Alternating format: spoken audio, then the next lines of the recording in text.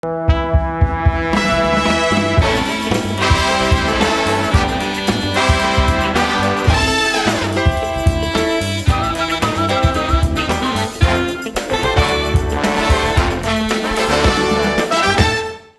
hablar sobre el poder, hay que hablar con Moisés Naím. Hace algunos años, el propio Mark Zuckerberg, el director de Facebook, o ahora Meta, sugirió que su libro, El fin del poder, era uno de esos imperdibles en materia de literatura política. Pronto nos sorprenderá Moisés Naím con otra narración al respecto de la política y el poder, específicamente en febrero de 2022. Hablamos con este venezolano, uno de los escritores de habla hispana más leído, cuyas columnas en el periódico El País, también en Washington Post, son de referencia casi obligada para los que hacen el control del poder en nuestra región y más allá de ella. Hablamos con Moisés Naím de Venezuela, de Chávez, de Cuba, de República Dominicana y de la influencia de los nuevos medios de comunicación en el quehacer político de nuestros tiempos. Vieron ustedes en la introducción de este programa a Moisés Naím, o parte de su extensa carrera de vivencias, me gusta llamarlo así, no me gusta a veces llamarlo experiencia. Moisés Naím, compartimos no solamente nacionalidad, no solamente valores por la democracia, sino también profesión, la más bonita del mundo, decía Gabriel García Márquez. ¿Cómo estás, Moisés? Qué gusto tenerte siendo honestos. Muchas gracias, Catherine. Es un placer para mí estar conversando contigo. Gracias por la invitación. El placer es todo nuestro. Sabes, Moisés, que quizás este sea el último programa que grabemos en este 2021. Y quise que fuera así, porque estoy tratando con distintas conversaciones de entender en dónde estamos y sobre todo hacia dónde vamos. Los que hemos podido leer tu trabajo, tus columnas en varios periódicos, por supuesto en portales digitales y tus libros, sabemos que tienes una comprensión muy interesante sobre nuestra realidad democrática y sobre nuestra perspectiva política y social. ¿Cómo los ves? Bueno, con confusión y con incertidumbre, como todos, ¿no? Es que sabemos que están pasando cosas muy grandes, pero no sabemos cómo termina esto, ¿no? En muchos aspectos. Hay una frase que me gusta mencionar de José Ortega y Gasset, ese famoso filósofo político español, que en el año 1939, cuando Europa estaba en pleno tumulto, él escribió un libro. Y en ese libro dice, no sabemos lo que nos pasa. Y eso es exactamente lo que nos pasa. No sabemos lo que nos pasa y eso es lo que nos está pasando. Que hay demasiadas cosas pasando.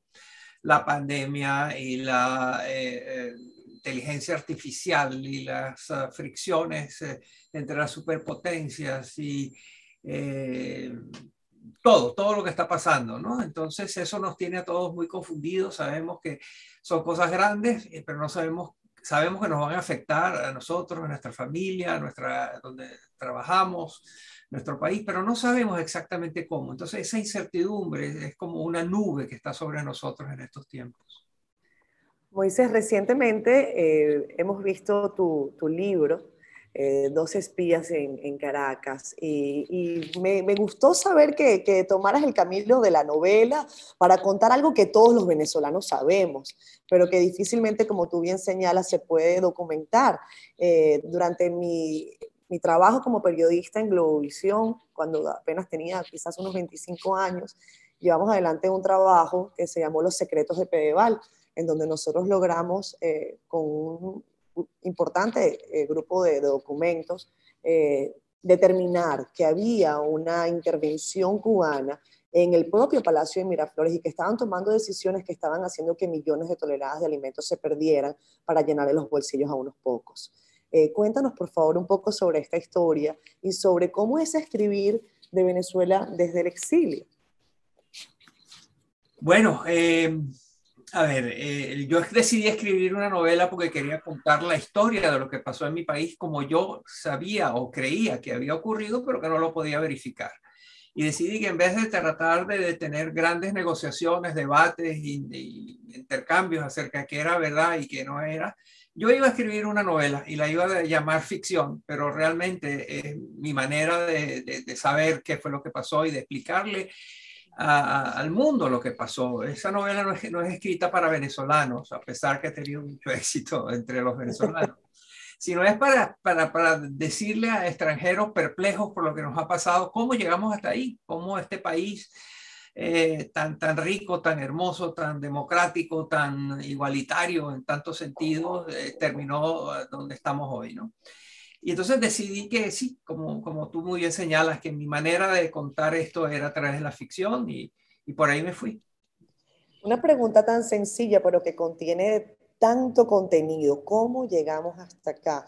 Es una pregunta recurrente para los que nacimos en Venezuela. Me lo preguntan acá en República Dominicana. ¿Cómo pasó? ¿Cómo llegaron hasta allí? Incluso leía en tu libro El fin del poder, como cada día es más fácil acceder al poder, pero es más fácil perderlo. No pasa eso en Venezuela. No, no pasa, pero sí pasa, ¿verdad? No pasaba en la Unión Soviética, en la cual todo el mundo decía que era un monolito inamovible, perpetuo, poderoso, intocable, y al día siguiente, y bueno, y colapsó.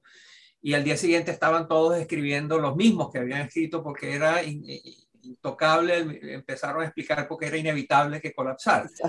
Entonces, sí, en estos momentos el monolito de la dictadura de Maduro se ve como muy fuerte, pero también hay que tener mucho cuidado de no minimizar las posibilidades de que ocurran cosas súbitas que nadie se imaginaba.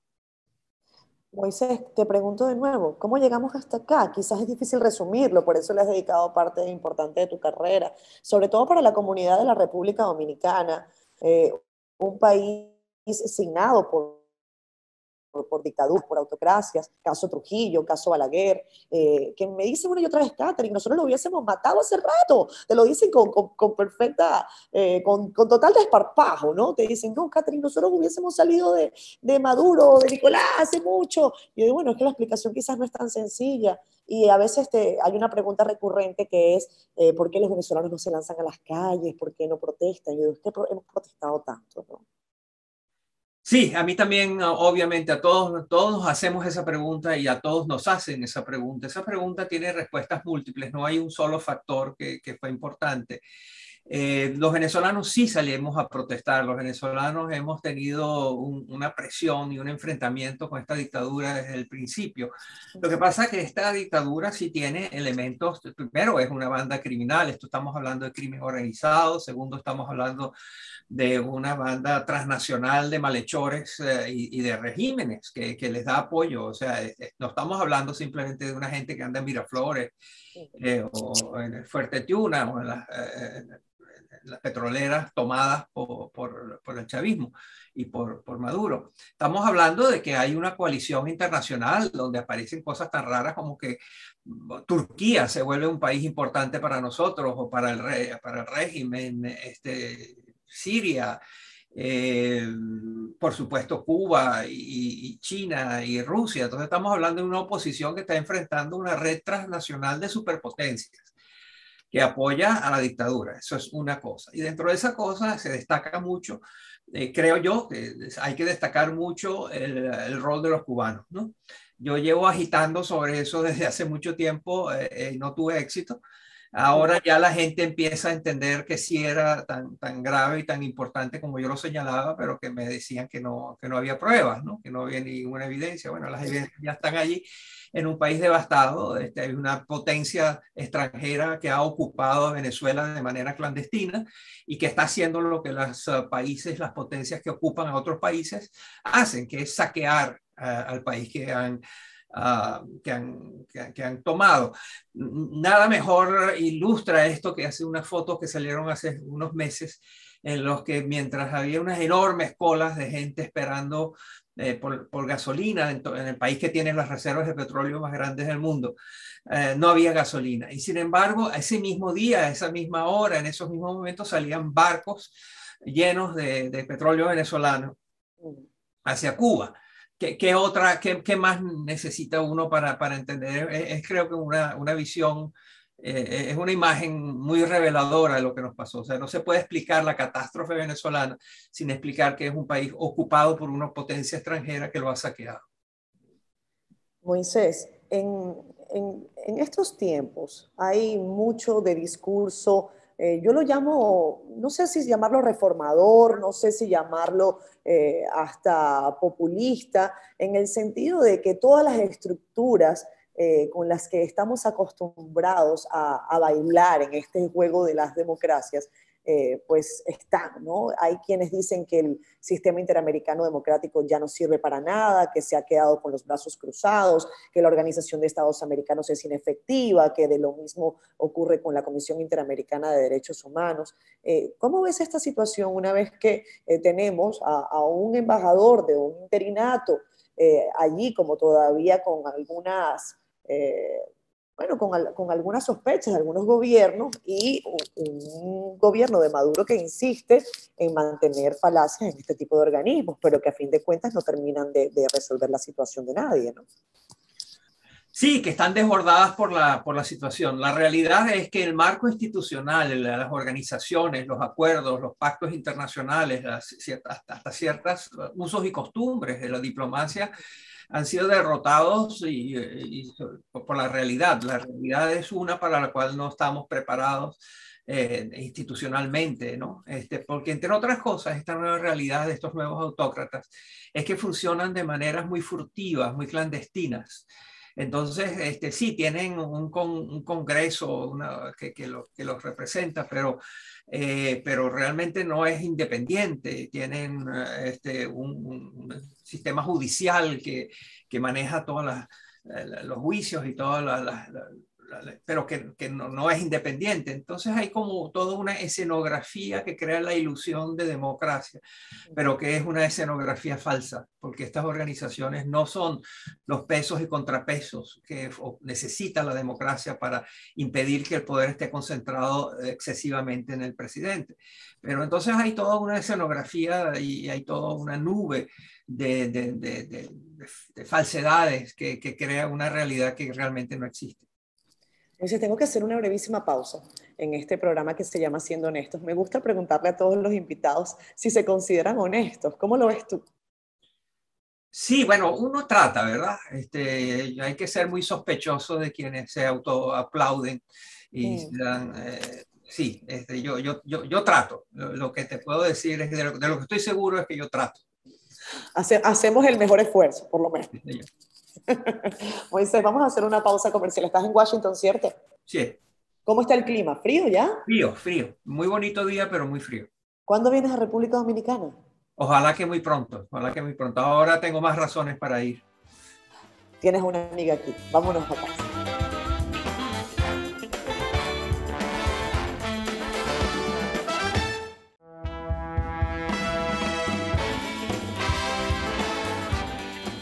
Regresamos con más, siendo honestos con Moisés Naím, entendiendo un poco lo que ocurre en Venezuela, entendiendo lo que también estamos por enfrentar, ver, no solamente a los venezolanos que vivimos en el exterior, los que están allá en Venezuela, sino también los latinoamericanos. Y Moisés Naím tiene una visión muy interesante, tanto que además para el próximo año me he enterado, Moisés, que tienes nuevo libro.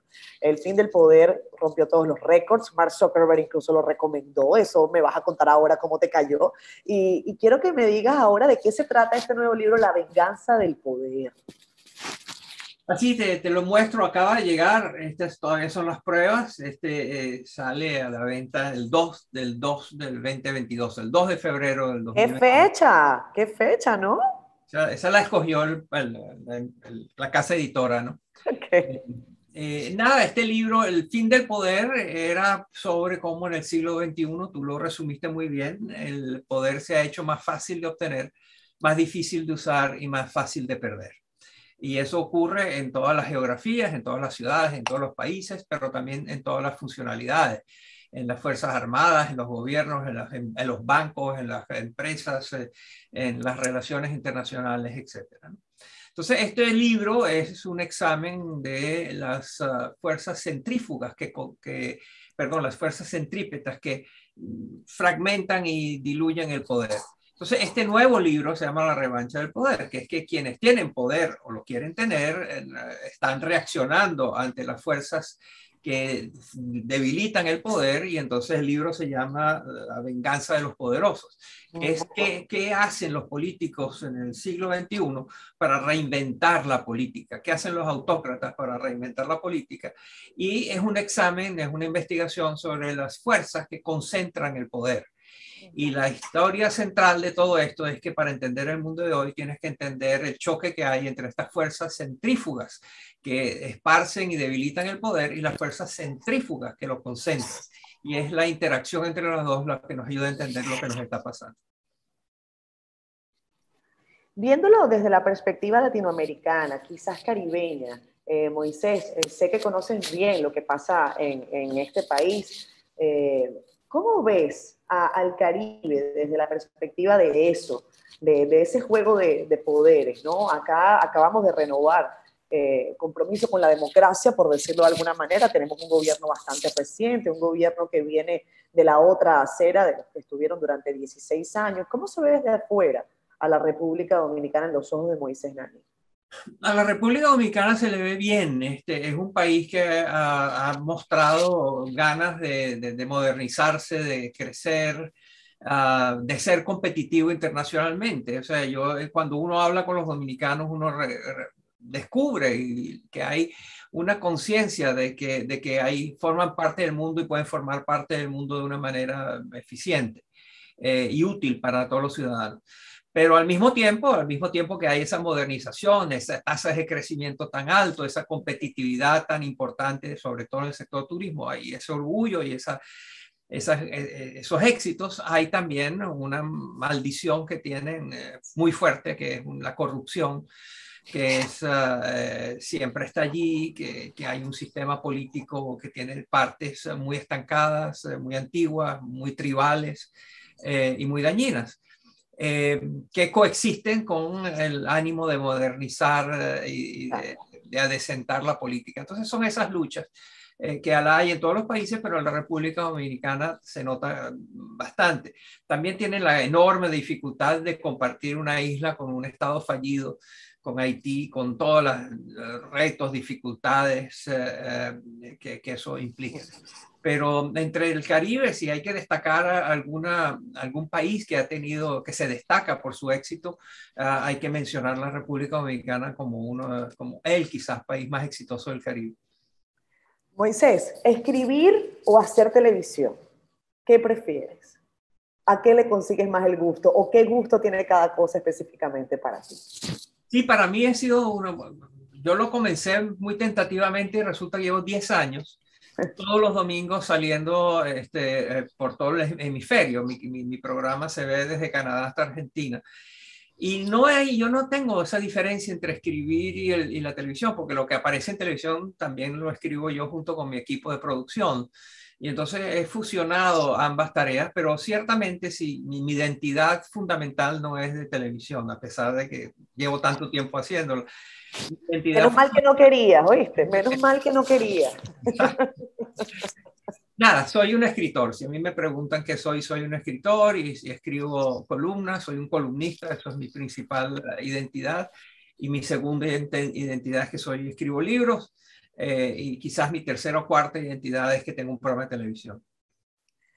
Moisés, qué interesante es esa lógica, porque hay quien se queda casi rabiosamente solamente en un espacio en donde normalmente se siente cómodo. Y tú has experimentado esta visión y efecto Naim, tal y como señala, se ve en todo el hemisferio. Has tenido la posibilidad de entrevistar a personalidades muy interesantes de nuestra cultura, de la política. ¿Cuál ha sido la entrevista que te ha dado más trabajo conseguir? Esa que tú dices, oye, me dio mucho trabajo, no quería sentarse. Cuando yo no encuentro mucho interés por parte del entrevistado, yo no empujo. Desistes. Para estar en mi programa tienes que tener tanto interés en estar como el que yo tengo, el que tú estés. Así que yo no, Y mi programa no está en competencia con, yo no hago no estoy en el mercado de la noticia reciente, no estoy en el mercado de las historias que todo el mundo está contando. Yo tengo una obsesión por no hacer lo que los demás hacen. Y entonces mis programas no tienen nada que ver con eventos que están sucediendo en estos momentos y entonces estoy yo detrás de la noticia mientras se está incendiando la casa. Yo busco a alguien, busco mis invitados, tienen que estar me siento muy orgulloso de que mis invitados están cada uno de ellos es uno de los mejores del mundo en lo que hace. Son gente que está muy interesada en conversar conmigo y en tener una conversación inteligente y útil y asequible y divertida y memorable. Y no he tenido mucha suerte. Yo creo que la lista de mis entrevistados a mí me da mucho orgullo. Sí, y a mí yo me siento muy orgullosa además de compartir patria y nacionalidad contigo y profesión, porque veo con cuidado tus entrevistas. Tienes siempre a personalidades que aportan de una manera u otra a la humanidad. Moisés, la pandemia nos ha dejado muchas preguntas, muchas incógnitas y seguimos lidiando con ellas. Ahora mismo tenemos una variante que se llama Omicron, la gente se pregunta qué es lo que va a pasar, eso genera por supuesto muchísima inestabilidad, pero siento yo que quizás estamos en los últimos momentos de la misma, aunque después vengan otras cosas. ¿Cómo sientes que la humanidad ha crecido? ¿Hemos aprendido o no? Yo pensé, te confieso, que a esta altura íbamos a tener una sociedad distinta, fomentada por un cambio mayúsculo como ha sido la pandemia, pero a veces siento que no ha sido así, que somos lo mismo. Yo también comparto contigo esa trayectoria intelectual de cómo pensar sobre lo que está pasando, ¿no? Lo que tú describes y tu percepción es la mía. Sin embargo, lo que me queda cada vez más claro es que la pandemia y las consecuencias de la pandemia, las reacciones de los gobiernos a las pandemias, de la sociedad, han creado un ambiente en el cual lo que nosotros pensábamos que era transitorio se ha vuelto permanente. Y lo que creíamos permanente parece ser transitorio. Piensa como buenos ejemplos de esto, piensa el trabajo remoto. Sí, por supuesto que pensábamos que podía haber un tiempo en el cual trabajábamos de la casa en Zoom y en la computadora y el teléfono y la cosa, ¿no? Pero que eso era transitorio, que al fin íbamos todos a regresar a las oficinas, los cubículos. Pero no ha sido así. O sea, una de las cosas muy claras que cambió la pandemia es la relación de la gente con el trabajo, la relación de las empresas con sus empleados. Y bueno, de nuevo, el trabajo remoto no es transitorio, el trabajo remoto va a tener consecuencias importantísimas para siempre y es permanente. Entonces ese es el ejemplo de cosas que pensábamos transitorias que son permanentes y un ejemplo de cosas permanentes que ahora parecen ser transitorias es la democracia en los Estados Unidos. Inamovible, intocable, consolidada, profunda, arraigada, mundial, nadie hubiera pensado que hoy en día el debate sobre si sobrevive la democracia de Estados Unidos a los embates que está teniendo es día a día, está todos los días en Estados Unidos, está caliente el debate acerca de las amenazas a la democracia y la pregunta de si la democracia tendrá las fuerzas y las resistencias y las fortificaciones para impedir que las fuerzas antidemocráticas dominen, ¿no? Pues tú conoces muy bien lo que pasa en Washington y quiero tener tu perspectiva sobre precisamente el rol que está teniendo el presidente Biden y su administración sobre el destino de la democracia de nuestros países. Ojo, yo entiendo, por supuesto, el rol que el gigante del norte tiene sobre esto, pero ha perdido fuerza, poder frente a otras potencias en el caso específico de nuestra región. A ver, yo sí creo que Biden ha perdido influencia o la percepción de éxito en el mundo. No concretamente sobre América Latina. América Latina, él llegó a una presidencia donde tiene una lista de emergencias y de temas urgentes que debe atender que no le da mucho tiempo para pensar en otras cosas. Y esas cosas, otras cosas que no ha pensado mucho, donde no se ha hecho mucho, tiene que ver con nuestro continente, con América del Sur, con Latinoamérica, el Caribe, Centroamérica, etc. Cuando la lista de cosas que tiene Biden que atender son materia de seguridad nacional y de interés supremo y existencial del país, o sea, su relación con China, su relación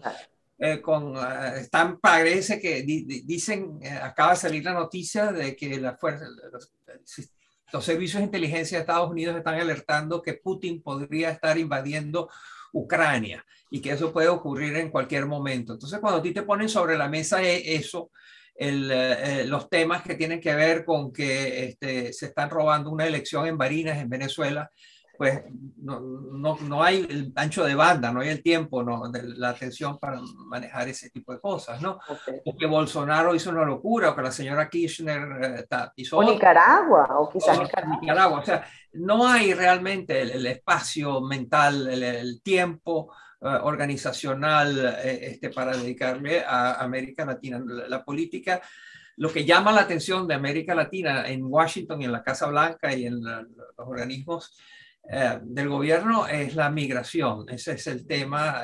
Primero la migración y después en segundo lugar las drogas. Pero no hay una política hacia América Latina realmente. Vamos a ver qué pasa ahora. Ellos convocaron una gran cumbre democrática que va a ocurrir pronto. Vamos a ver si eso solo se traduce en oportunidades. En resultados, sí. De fotografía de los líderes o si hay resultados. Hay una buena noticia, creo yo, que ha sido invitado Juan Guaidó, el presidente interino de Venezuela, va a estar allí representando una democracia. Bueno, eso es una buena noticia, ¿no? Pero vamos a ver qué sale de eso. Moisés, cuando regresemos de la pausa, mencionaste el nombre de Juan Guaidó. Es bueno que hablemos de él acá en la República Dominicana, en donde se sabe poco sobre su gobierno, se sabe poco sobre su alcance, sobre las condiciones que lo han llevado allí, y es bueno refrescarlo, sobre todo porque hoy estamos hablando de cómo el poder cada día hace y deshace para evitar que el sendero de la democracia tenga algún tipo de camino con alguna luz.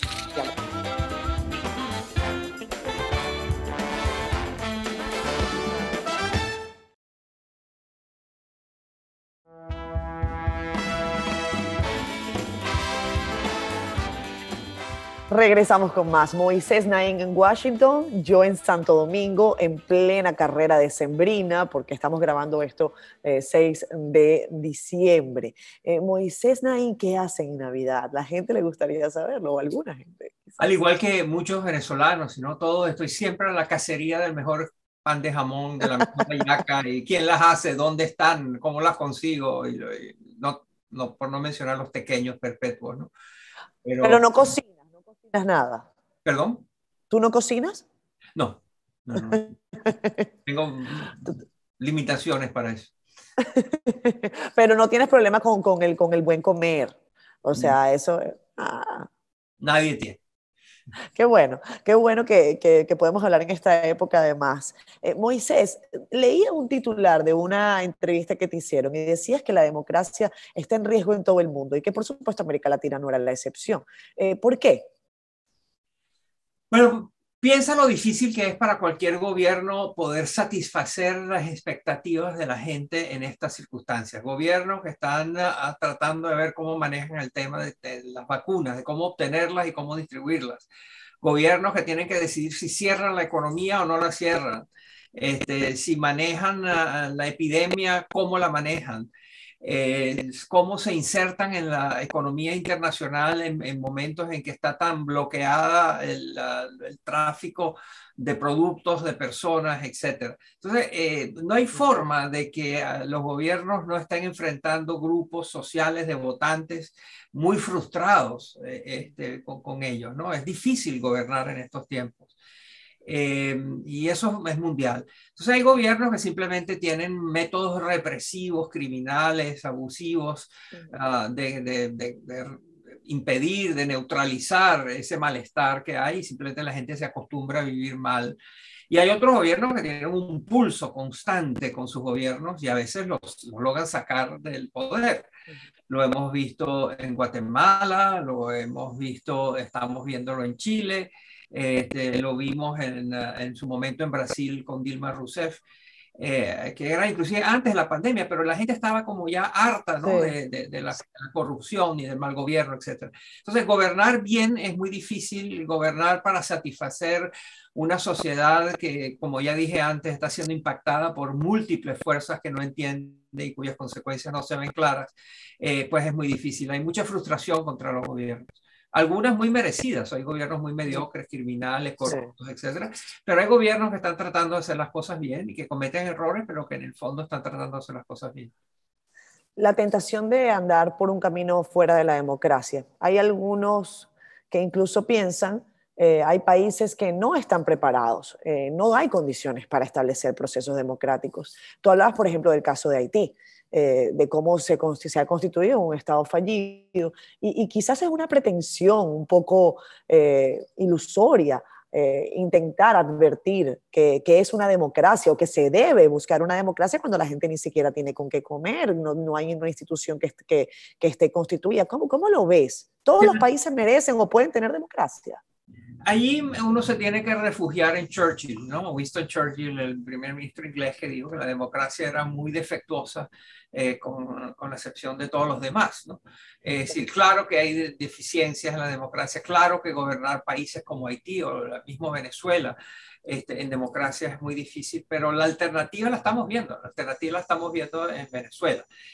¿Cómo podría ser peor la situación en Venezuela de la que es, ¿no? Una dictadura donde en Venezuela no existe la democracia. Existe una sangrienta, criminal dictadura de traficantes y cosas peores.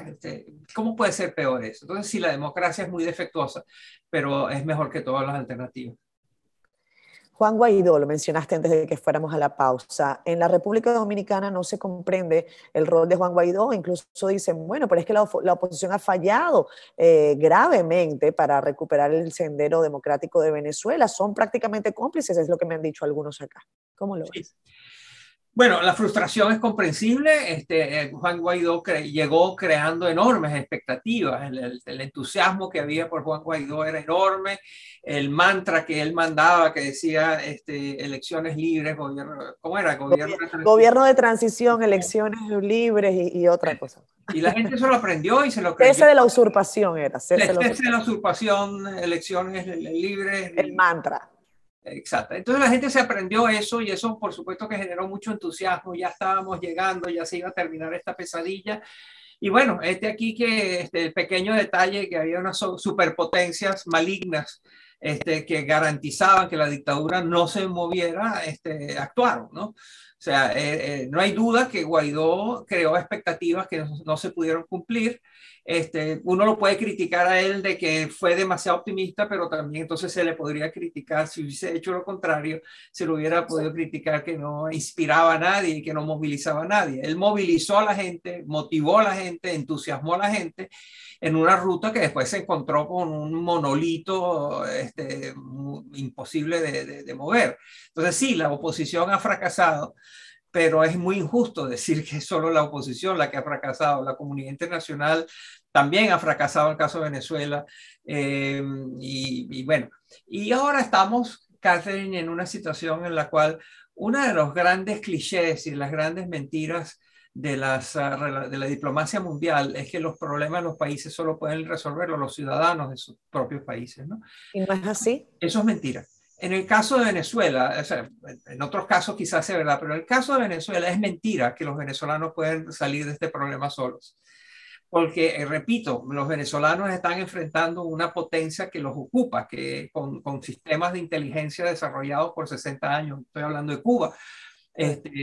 Los cubanos ya saben cómo garantizar que las Fuerzas Armadas no se les alboroten, saben cómo garantizar que quienes se ponen demasiado agresivos con las ganas de cambiar de gobierno, de régimen, saben cómo maltratarlos a ellos, a sus familiares y hacerles la vida imposible.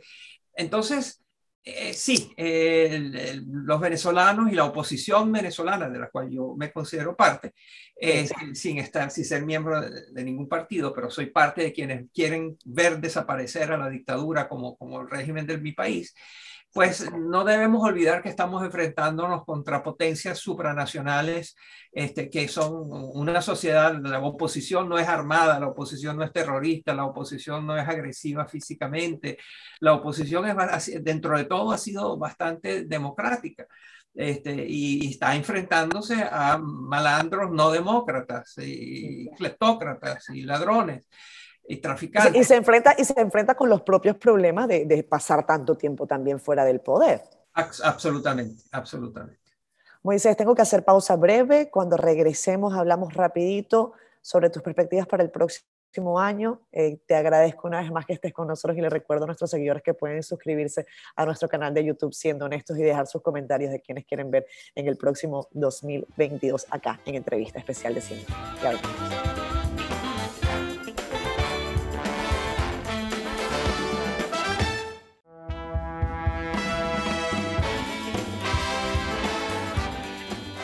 Regresamos con más. Hoy en entrevista con Moisés Naím, uno de los escritores más prolíficos y más leídos, sobre todo, uno de los columnistas además más leídos latinoamericanos, con residencia en Washington, con el corazón en Venezuela, con la mente en unas hallacas y en un pan de jamón porque estamos en diciembre. Y yo con el gusto de conversar con él. Moisés, ante este panorama, tú fuiste parte incluso de un gobierno, fuiste parte del gobierno de Carlos Andrés Pérez. ¿Cuál es la recomendación cuando hablamos porque no todos los políticos son perversos, no todos los políticos quieren lo peor ni enriquecerse, hay políticos que quieren lo mejor para sus países? ¿Cuál es la recomendación? Primero, que no hay una recomendación. Los problemas de Venezuela son de una complejidad y una profundidad tal que no hay tal cosa como una bala de plata, ¿no? Haz esto y esto lo soluciona todo. Eso no hay que buscarlo, porque de hecho eso genera frustración, genera expectativas, y las altas expectativas siempre terminan en grandes frustraciones. Entonces, primero, tener cuidado con los charlatanes, con los que prometen soluciones inmediatas, instantáneas y indoloras, ¿no? Eso Venezuela tiene que pasar todavía por una etapa muy triste, muy dolorosa por un tiempo. Una cosa concreta que yo pediría es que haya una legitimación o legitimización de la oposición venezolana. Yo quiero votar por alguien que se me ofrezcan alternativas de líderes, y que yo, sin ser miembro de ningún partido, pero como venezolano, tengo derecho a escoger quién me representa como oposición. Hay un pueblo venezolano opositor a quien no se les ha preguntado si ellos están de acuerdo con quienes nos representan. Yo creo que es hora de que a nosotros se nos ofrezca una alternativa. Al menos que si son los mismos y el que saque más votos, pero yo quiero que haya una consulta para que los venezolanos digamos quiénes queremos que nos representen dentro de la oposición. O sea, tú estás hablando de casi que unas primarias. Estoy hablando, sí, unas primarias, un referéndum, lo que quieras, ¿no? Lo que sí creo que es irresponsable y muy dañino es simplemente decir que se vaya Guaidó, que se vaya todo el mundo y que se vaya el régimen interino. Yo no estoy de acuerdo con eso, yo apoyo a Guaidó, creo que debe seguir, creo que es peligrosísimo hacer lo que hizo Julio Borges, por ejemplo. Julio Borges en estos días. Creo que lo lamento y creo que se equivocó. Y creo que simplemente desmantelar el gobierno interino con todas las dificultades, problemas, incompetencias y errores que ha cometido, todo eso es cierto, pero deshacerlo no es algo que hay que desear. Hay que dejar que Guaidó siga gobernando, pero que, entre otras cosas, Guaidó nos ofrezca la posibilidad de una consulta en la cual los venezolanos de oposición podamos decir que queremos que nos representen. Me parece muy válido y muy inteligente, porque tenemos tantos años que no sentimos que elegimos a nadie, sobre todo los que somos mayoría en Venezuela y que queremos un cambio y un futuro democrático, que muchas veces por los traspiés, léanse, porque estamos, como bien tú señalas, atacados por diversas razones exógenas, pero también por los mismos males nuestros del quehacer diario, del estar fuera del poder, pues por supuesto que eso genera un proceso de deslegitimación, como tú bien señalas. Moisés, finalmente, no hablamos de Chávez. Ya se habla poco ahora, casi de Chávez, pero para algunos países Chávez fue casi un santo. En República Dominicana yo me consigo a gente que me dice que con Chávez las cosas estarían muy bien hoy. ¿Cómo lo ves tú? Sí, eso forma parte. En todos los países hay un núcleo chavista nostálgico de Chávez. A esos que piensan así, yo solo los invito a que lean, que se documenten con esto, ¿no? Simplemente vean cuál es el legado. Lo que estamos viendo aquí, por supuesto que Maduro es un gran responsable de esta calamidad, pero esta calamidad tiene nombre y apellido y la firma de Hugo Chávez. O sea, estamos donde estamos por culpa de Hugo Chávez. Continuado, incluyendo la devastación que significa tener a Nicolás Maduro y su cuadrilla de bandidos a cargo del gobierno. Entonces, nada, Hugo Chávez es culpable de un gran sufrimiento, enorme sufrimiento humano. ¿Tú conociste a Hugo Chávez en persona? Sí. Una vez tuvimos una larga conversación. ¿Larga conversación?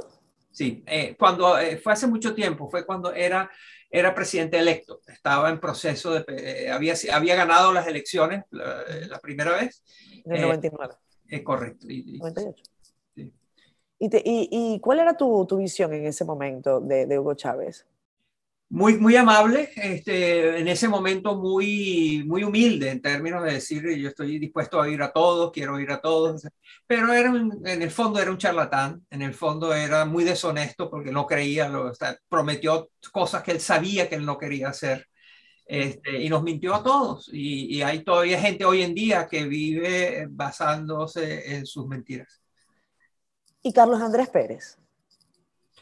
Es malentendido, fue una oportunidad perdida, fue un gran político que se equivocó en la política, fue quien nos abrió el camino para una Venezuela diferente. Si Carlos Andrés Pérez hubiera quedado en el gobierno los 5 años con una profundización de la democracia y de las reformas económicas, Venezuela sería hoy uno de los mejores países de América Latina y ciertamente el mundo en desarrollo.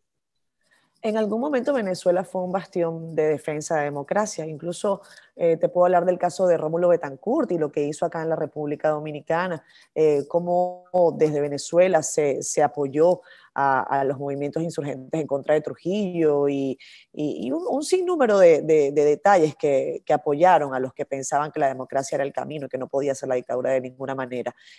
¿Tú ves ese rol en alguna posteriormente? No solamente te digo el caso de Venezuela, ¿hay algún país de América Latina que pueda volver a emprender ese tipo de batalla ideológica? Ojalá. Lo que sucede de nuevo, el fin del poder, los países están muy débiles, los gobiernos están muy debilitados con sus propios problemas internos, sí, como para salir a buscar problemas en otros lados, ¿no? Todos los países son muy cuidadosos de no enredarse en disputas que no son de ellos.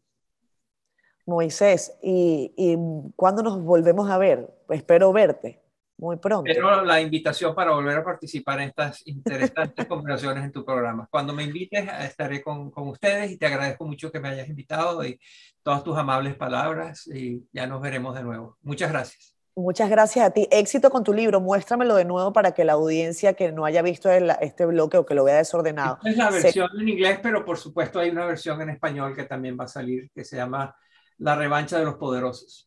Ahí está, cómo los autócratas están reinventando la política en el siglo XXI. Gracias, Moisés. Muchas gracias. Un placer. Ojalá nos veamos pronto de nuevo. Feliz Navidad. Feliz Navidad también para ti. Bye, bye. Nos vemos el próximo lunes.